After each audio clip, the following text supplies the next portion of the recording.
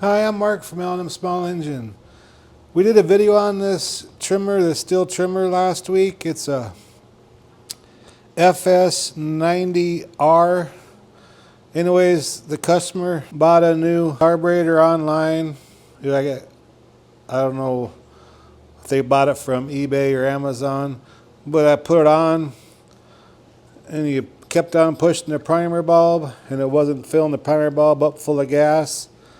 And it just got enough gas in there to like run fast for a second and die.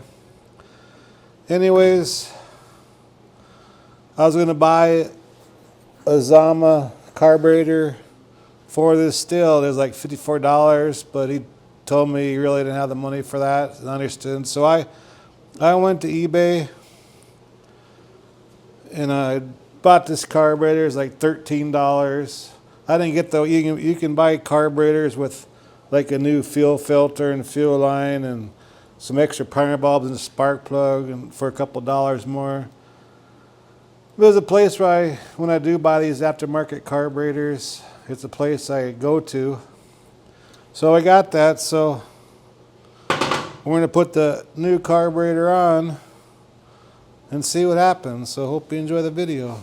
And after that video got published, I got a few comments on, why don't you just put like a carburetor kit in it or whatever, but I forgot to explain, I have nothing against Zamas or aftermarket Zamas, but the whole carburetor is that cast aluminum, except for this piece right here, that's plastic.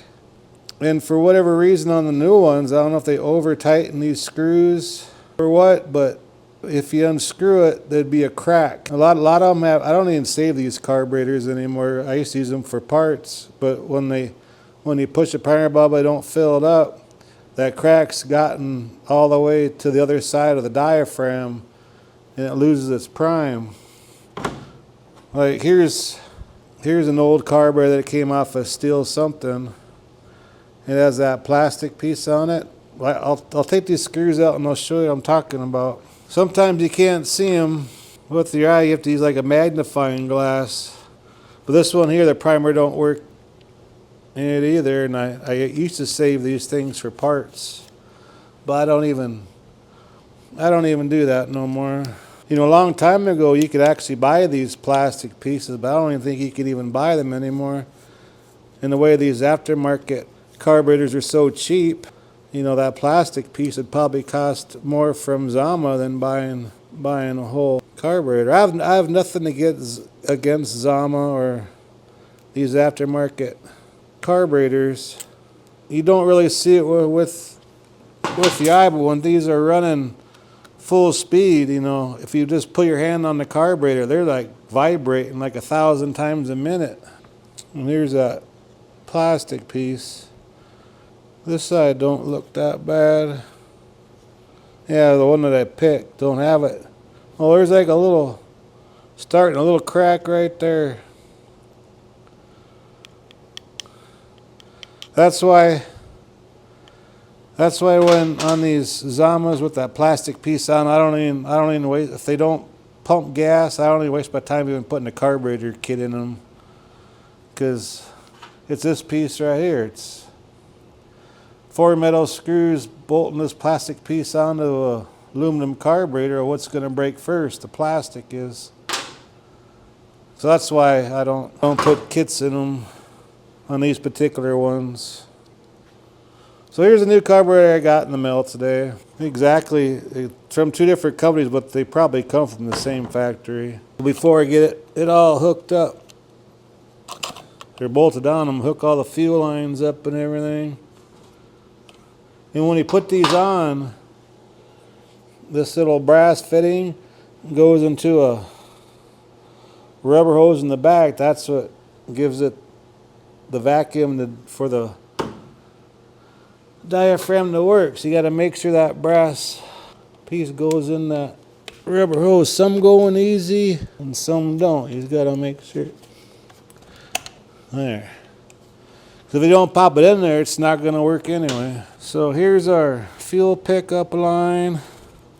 Here's our return line. See how it instantly filled it up? And when I tried putting this carburetor on the last video on this, it wouldn't do nothing. It took 3 pumps for it to fill the carburetor, fill that up. So evidently on this plastic piece, there's a hairline crack. And, maybe in the factory they tighten these screws down too tight. And I'm sure they don't use top quality material. I'm not cutting them down, but I'm sure they're not top quality materials on this aftermarket stuff. But it works. So it's going to run now, but let's finish putting it together. We got to put our throttle cable on.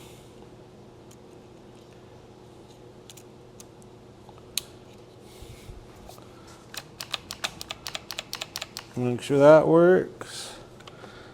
Got the fuel lines hooked up.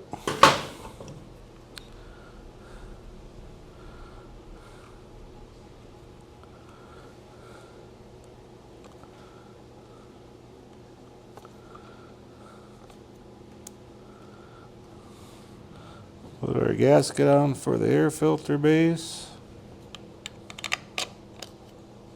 But yeah, in the first video I forgot to explain why I don't rebuild the carburetors that the primer bulbs don't work. I guess I should have explained that last time, because a few people were saying, well, just put a carburetor kit in it or something. But if it was a Walboro or something, sure. I have nothing against Zama, but I do like the Walboro carburetors way better.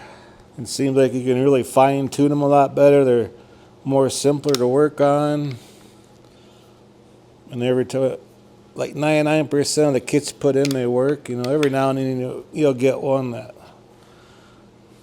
ain't gonna work. But I'm gonna put the side cover back on here.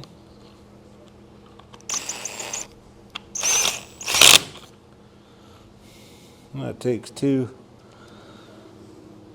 screws. The air filter.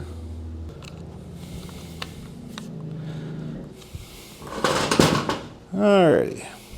I want to show you that plastic piece on this old carburetor. I don't even save them anymore.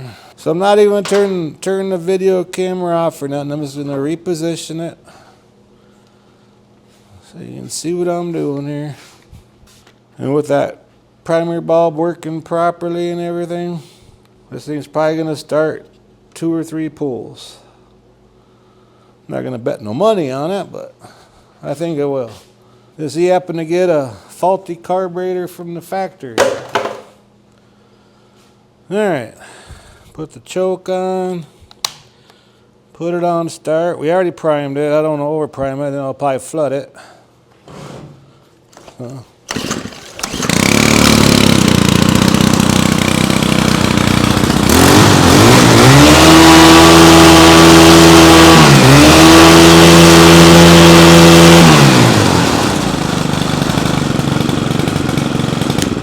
I don't think you're going to have to even adjust the carburetor on that. But see, sometimes you buy something new, that don't mean it's going to work. Every now and then you'll get a bad new one. But anyway, I hope this clarified on the last video. I appreciate you watching. If you like my videos, please press the like button and please subscribe. Anyway, guys, have a good afternoon.